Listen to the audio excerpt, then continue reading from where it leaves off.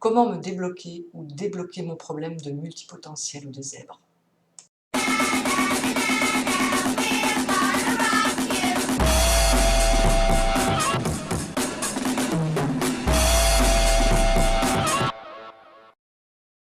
Bonjour à tous, Lara, multipotentiologue, thérapeute et cofondatrice du blog vivreavecunzèbre.com.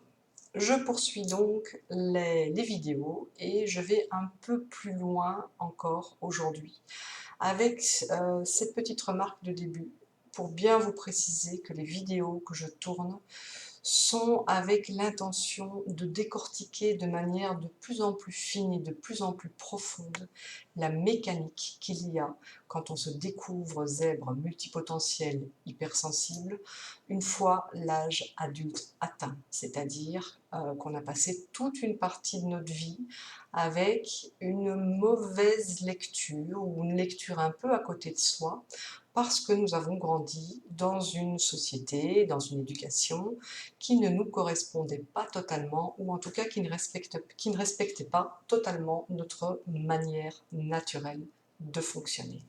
Donc pour cela, je me base sur mon propre vécu, ce qui est quand même la meilleure expertise qu'on ait. Je suis mon propre laboratoire.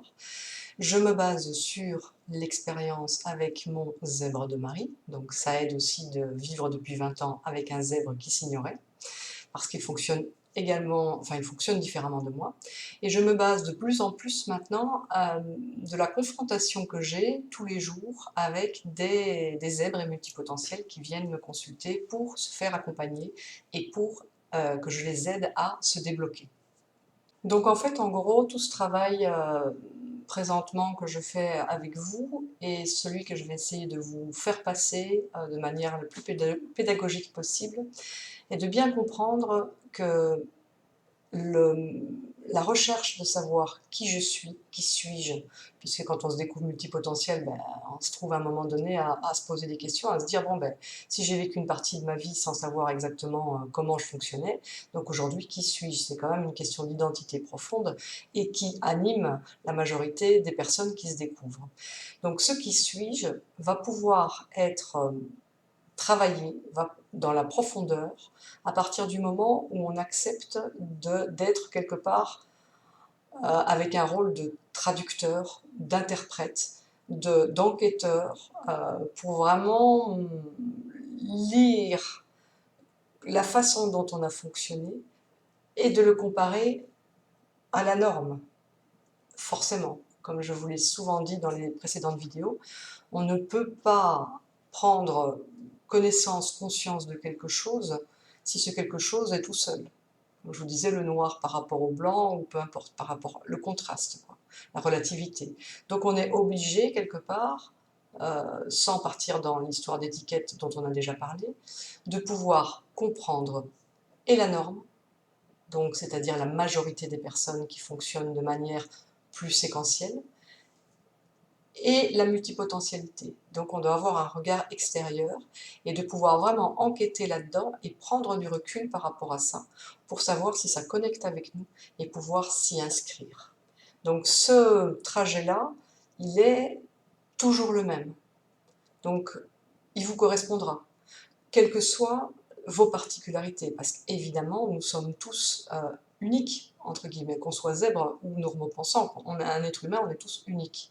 On a notre génétique, on a notre environnement, on a nos expériences, on a notre tempérament, etc. Ça change pas, on est tous uniques. Par contre, il y a quand même une mécanique ici de se découvrir, de travailler sur son identité profonde, qui est la première chose, de pouvoir traduire et interpréter ce qu'on a vécu. Ce qui est quand même très drôle, ça me fait tilt maintenant, c'est parce que tout fait sens, toujours, hein. Le premier choix d'études que j'ai fait après mes humanités, j'étais déjà en option langue, c'était l'interprétariat et la traduction, que j'ai arrêté parce que finalement ça me paraissait pas suffisant, je voulais être plus créative, mais malgré tout, je me retrouve là-dedans. Aujourd'hui, mon travail de thérapeute est également un travail d'interprétation et de traduction.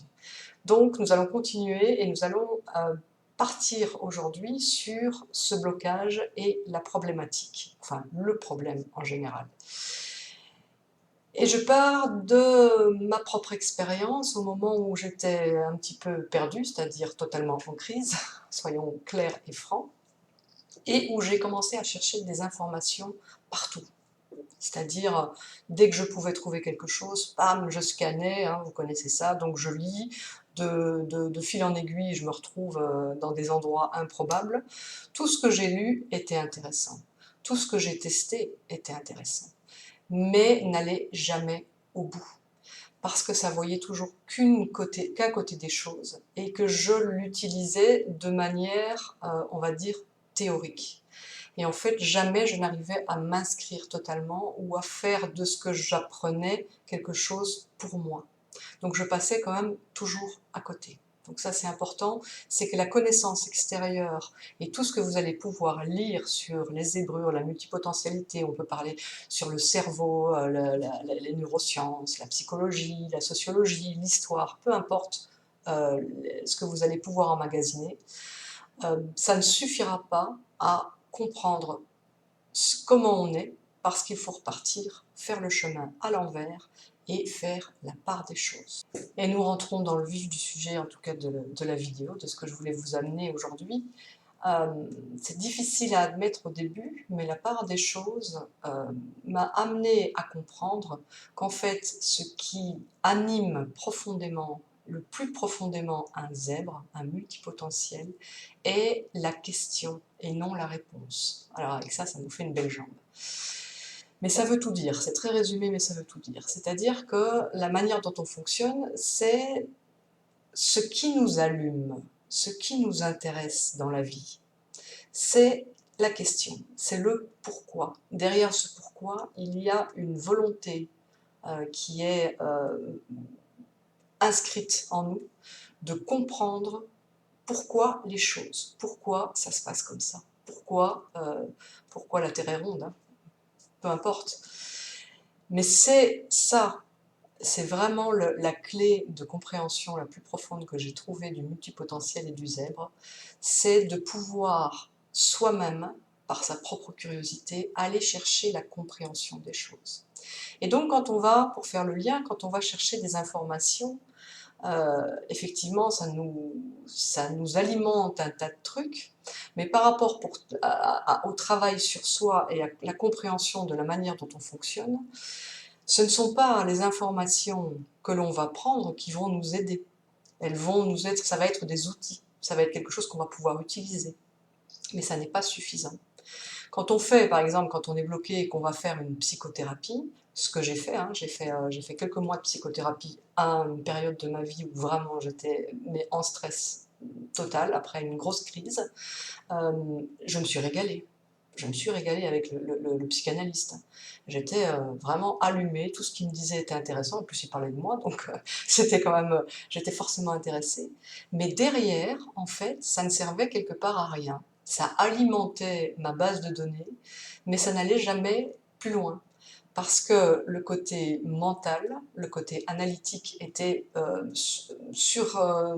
surexcité, on va dire, hein, c'était vraiment, mais derrière, quelque part, rien ne se passait.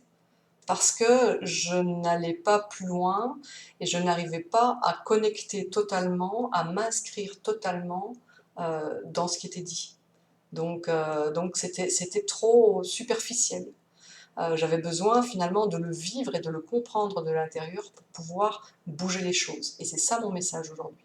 C'est que quoi qu'il arrive, ça se passe vraiment dans le chemin inverse. Le pourquoi, il faut déjà accepter qu'on fonctionne comme ça, alors que on ne vit pas dans une société où le pourquoi est important, on s'en fout quelque part. On nous plaque des solutions et tout ce qui se passe autour de nous, c'est que quelque part on plaque les solutions, mais on ne va jamais au fond des choses. On met des rustines, on met des solutions pour coller après, mais on va pas dans la profondeur de la problématique. Donc notre manière de fonctionner, c'est d'aller vraiment ressentir à l'intérieur et de comprendre la mécanique. Donc je continue mon explication dans les accompagnements que je fais aujourd'hui, et c'est pour ça qu'une psychothérapie classique ne correspond pas à un zèbre ou un multipotentiel, c'est que l'objectif c'est qu'il doit non seulement percuter, il doit comprendre pourquoi, mais il doit avoir et le ressenti et l'explication pédagogique, et après d'avoir en plus compris la mécanique de ce qui se passe en lui. Donc c'est vraiment profond. Et ça, malheureusement, on ne retrouve pas en allant chercher des informations ailleurs. C'est vraiment quelque chose, un travail interne. Et je termine du coup par la notion essentielle pour vous. J'espère vraiment que ça va vous amener de la valeur parce que c'est la base de tout travail efficace sur soi. C'est qu'il faut, pour pouvoir se débloquer, quelle que soit la problématique, il faut pouvoir se désidentifier de son problème. Je m'explique. Si vous êtes le problème, si vous êtes trop collé au problème, vous ne pouvez pas avoir de recul suffisant que pour faire en sorte que vous ne soyez pas le problème. Exemple, j'ai des migraines. Moi, je suis migraineuse. Enfin, maintenant, ça va mieux. C'est la migraine, en fait, j'arboresse. La migraine, c'est un combat entre les deux hémisphères, hein, symboliquement. Donc, il y a un combat intérieur, la migraine. Donc, je sais pourquoi, aujourd'hui, j'ai eu des migraines depuis mes 11 ans. Donc, si je dis, par exemple, « je suis migraineuse », il est très difficile pour moi de me décoller de mon propre problème, parce que c'est moi qui suis la migraine, quelque part. Or, le problème, c'est le problème. Et pour se débloquer d'un problème, on est obligé de s'en décoller. Et donc de faire, comme j'ai dit en début de la vidéo, d'être un observateur de ce problème.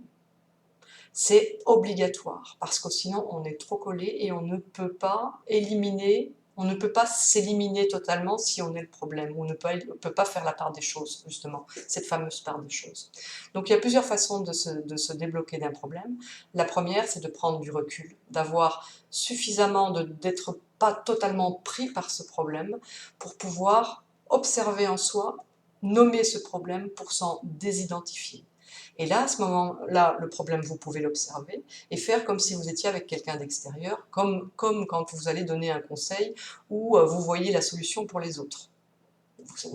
On dit souvent ça, oui, pour les autres, je suis une bonne conseilleuse, mais pour moi-même, j'y arrive pas. Eh bien, parce que vous êtes trop collé au problème. D'accord ? Donc, il faut arriver à se décaler d'un côté et changer de vocabulaire, changer de sa manière de penser pour pouvoir être son propre thérapeute interne. D'accord ? Ça, c'est la mécanique.